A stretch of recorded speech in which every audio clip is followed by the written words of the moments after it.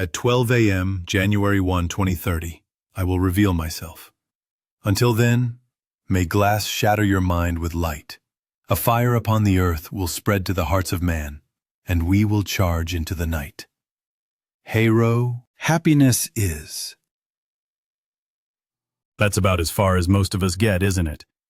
It's a word that's been taught to us from childhood, passed down like a family heirloom nobody quite knows how to use.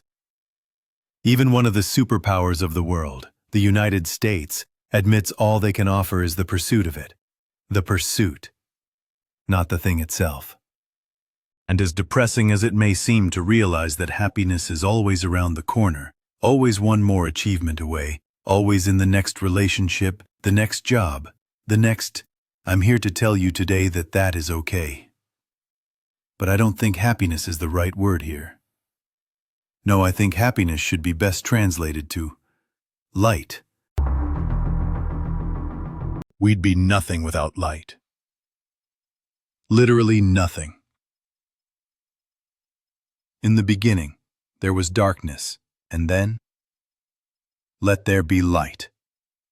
But I'll get back to light in a moment, because first, I need you to do something for me. You, yes, you, listening right now. I need you to close your eyes. Are they closed? Good. Now, consider the ocean. Act 1. The Sacred Summons. Picture yourself standing on a cliff, overlooking the vast Atlantic. The salt spray kisses your face. The wind carries ancient secrets. And there, stretching to the horizon, waves. Endless waves. Now watch them closely. What do you see? Happiness, we've been told, is the crest of the wave. That glorious moment when water defies gravity, reaches toward heaven, catches the sun like liquid diamonds. But here's what they never told you in all those self-help books, all those motivational speeches, all those Instagram quotes overlaid on sunset photos. A wave simply doesn't exist without a trough. Do waves spend their whole lives chasing the crest? Do they feel bad about themselves when they aren't always at the peak? Does one part of the water look at another and feel envious when it gets to be at the top while they're at the bottom? No, of course not. Yet we stand on the shore of our own lives, watching our emotions rise and fall, and we've convinced ourselves that we're only truly living in those peak moments. We've been taught to hate our troughs, to be ashamed of our depths, to hide our low tides from the world. But I need to tell you something. Something that might just shatter everything you think you know about happiness. 2. The revelation unfolds. There was once a lighthouse keeper named Samuel, who lived alone on a rocky outcrop off the coast of Maine. For 47 years, he climbed those spiral stairs every evening to light the beacon. For 47 years, he watched the waves. Now, Samuel had what most would call a tragic life. His wife had died young from tuberculosis. His only son was lost at sea during a storm Samuel himself had failed to predict. The townsfolk pitied him, this lonely man with his lonely light, marking time until death would claim him too. But Samuel knew something they didn't. Every morning, just before dawn, he would stand at the gallery around the lighthouse and watch the waves in that blue hour before sunrise. And in those waves, he saw the truth that you, yes, you listening right now, need to understand. He saw that every wave, every single one, was different, yet they were all the same water. He saw that the wave that took his son wasn't separate from the wave that once carried his son's laughter back to shore on a summer day. They were the same ocean, the same vast, breathing, living ocean. You are like water. You are a storm of experiences and emotions. You are a wave. But more than that, oh, so much more than that, you are not just a wave. You, yes, you listening right now, You who think you're alone in your car or lying in your bed at 3 a.m. wondering why you can't sleep, or sitting at your desk pretending to work while your soul screams for meaning, you are the ocean. All of it. Every drop. Once you punch through this illusion, you'll begin to see others who have wronged you as merely other waves breaking against their own shores. The boss who overlooked you for promotion? A wave. The lover who left you? A wave. The parent who never understood you? A wave. And here's the cosmic joke, the divine comedy of it all. They're not even other waves. They're you. You're them. We're all the same ocean, playing at being separate, convincing ourselves we're isolated drops when we're Act 3, the cosmic truth explosion. But wait, because the winds do blow the ocean somewhere, the waves have a destination, and this is where everything changes. This is where you, yes, you, listening right now, discover why you're really here. Where are we headed as humanity? Where is this vast ocean of consciousness flowing? I believe, and I invite you to believe as well, that we are headed toward the light and away from darkness, toward love and away from hate, toward unity and away from separation. But what is this light? Let me tell you about Maria. Maria was 7 years old when she went blind. Completely, irrevocably blind. The doctor said it was a rare genetic condition. Her parents wept. How cruel, they thought, for a child to lose the sunset, the rainbow, her mother's face.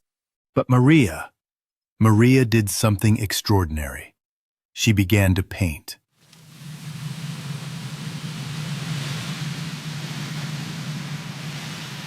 Yes, paint.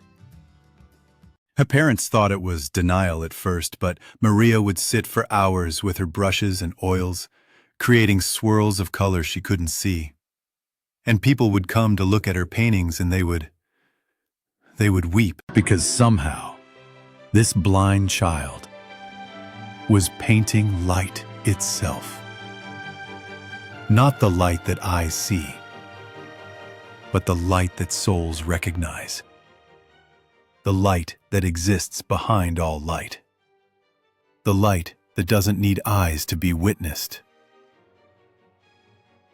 One day, a reporter asked her, "Maria, how do you know what colors to use when you can't see them?" "One zin sku, DC sweeting way," and Maria smiled. That smile that only children who know God's secrets can smile, and she said, "But I can see them. Yellow sounds like laughter. Blue feels like cool water on a hot day. Red tastes like strawberries in summer. I don't paint what things look like. I paint what they are." You. Yes, you listening right now. This is the light we're moving toward.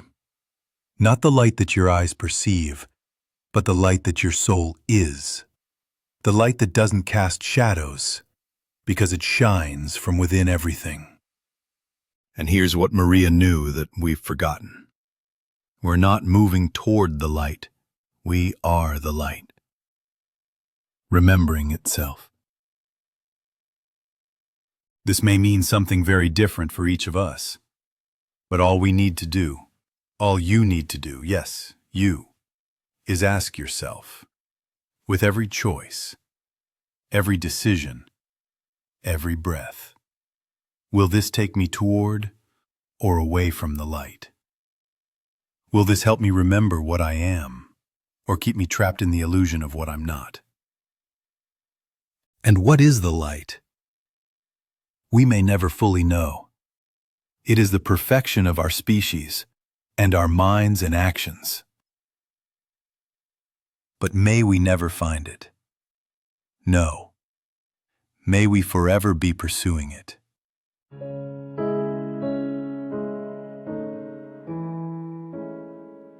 Because there will always be more to love, more to discover, more to create, invent, paint, compose, fight for, and die for.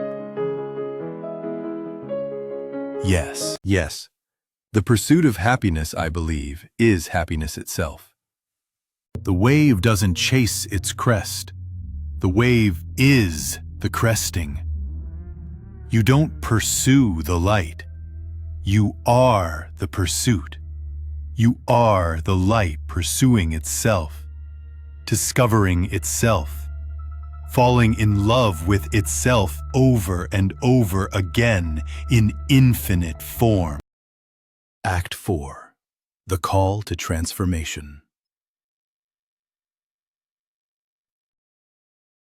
And now I must tell you something that might disturb you.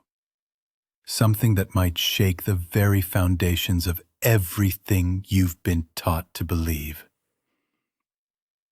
We don't know where we came from or where we're going. Anyone who says differently is trying to steal light from you. Anyone who claims to have all the answers is selling you darkness disguised as dawn. But here's the miracle. Here's the cosmic joke that makes angels laugh and devils weep. There is only one thing that philosophy can't argue away, that mathematics can't disprove, that economics can't steal from you, and that despair, that suffocating despair you feel at 3 a.m., cannot fool you about. You see, even though life may seem meaningless, ice cream still tastes like ice cream.